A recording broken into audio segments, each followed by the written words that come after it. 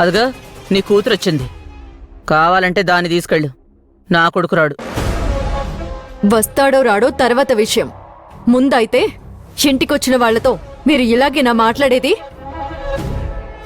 నేనే తప్పు మాట్లాడలేదే. మీ అమ్మ దగ్గర ఏముందో ఏం లేదో నాకు తెలీదా? అలాంటి ఆమె నా కొడుక్కి బట్టలు పెడుతుందంట. బట్టలు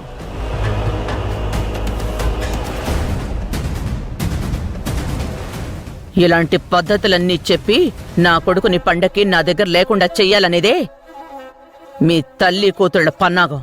చూడండి అత్తయ్య గారు, మీరు ఏం చూసుకొని ఇలా పేట్రేగిపోతున్నారో నాకు అర్థం కావడం లేదు. ప్రపంచంలో డబ్బు హోదా ఉన్నవాళ్లు, కీర్తి ప్రతిష్టలు ఉన్నవాళ్లు చాలా మందే ఉన్నారు. వాళ్ళెవరూ మీలా కళ్ళు నెత్తికెక్కి మాట్లాడే వాళ్ళు ఉండరు.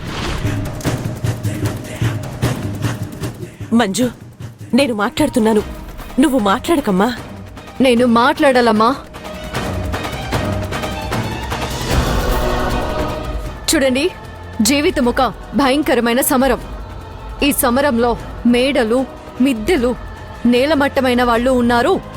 ఏమీ లేని వాళ్ళు, కోట్లకు పడుగులెత్తిన వాళ్ళు ఉన్నారు. బతుకంతా పాపం చేసుకోవడమే కాదు, ఇసుమంతైనా పుణ్యం చేసుకోండి అత్తయ్య గారు. అంటే నేను పాపాత్మురాల్నా? ఆ విషయం నేను ప్రత్యేకంగా చెప్పక్కర్లేదు. దీపం లేని ఇల్లు, నీరు లేని బావి లాంటిది. వెలుగు లేని బ్రతుకు, సూర్యుడు లేని ఆకాశం లాంటిది.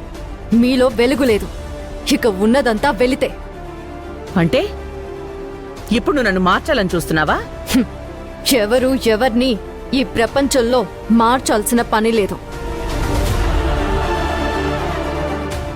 మీరు మా అమ్మను చులకన చేసి మాట్లాడటం కరెక్ట్ కాదు అంటున్నాను. పాపవే, అన్నం కూడా పెట్టలేని పరిస్థితుల్లో ఉన్న మీ అమ్మింటికి నా కొడుకు ఏం వెళ్తాడు? పండగ రోజు కూడా పస్తులుండాల్సి వస్తుంది.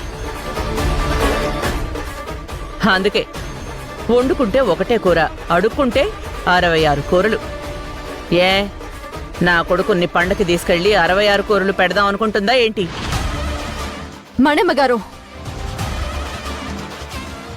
మాటలు జాగ్రత్తగా రానివ్వండి. మీరు ఇంకొక మాట మా అమ్మ గురించి మాట్లాడితే బాగోదు. మంజు,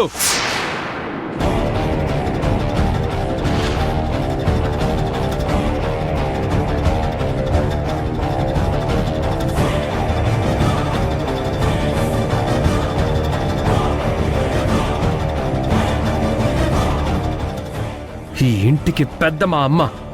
మా అమ్మతో అలానేనా రెస్పెక్ట్ లేకుండా మాట్లాడేది? మా ఇంటికి పెద్ద మా అమ్మ. ఆవిడతో మీ అమ్మ ఎంత హీనంగా మాట్లాడిందో మీకు తెలుసా?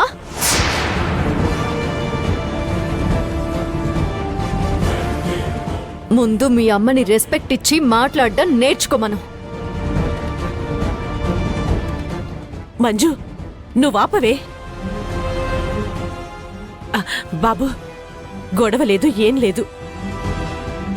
పండక్కని మిమ్మల్ని, అమ్మాయిని 3 రోజుల ముందే రమ్మని పిలవడానికొచ్చాను.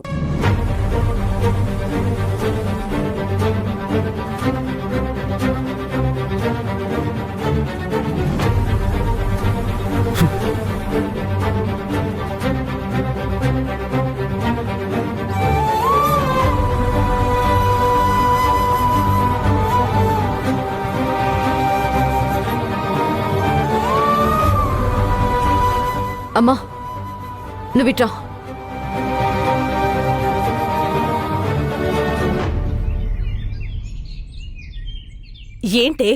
ఏంటిక్కడికి తీసుకొచ్చావు? అమ్మా, ఇప్పుడు మేం పండక్కి రావడం అవసరమా?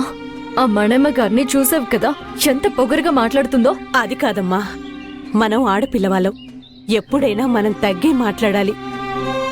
వాళ్ళు మనకు మర్యాద ఇవ్వకపోయినా పర్వాలేదు, మనం మాత్రం అగౌరవంగా వాళ్ళతో మాట్లాడకూడదు. అమ్మా, ఆడపిల్లవాళ్ళు అణిగి మణిగి ఉండాలి, అవతలి వాళ్లకు తల వంచే ఉండాలి అని ఏంటమ్మా ఇది?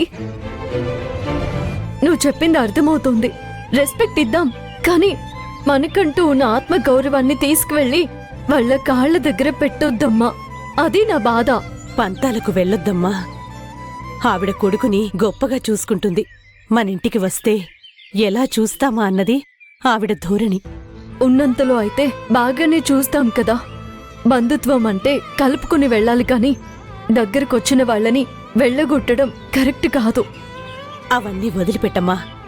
నేనింకా ఎన్ని రోజులుంటాను చెప్పు? నేను బ్రతికి ఉన్నప్పుడే నా కూతుర్ని అల్లుణ్ణి పండక్కో పబ్బానికో పిలుచుకుంటాను.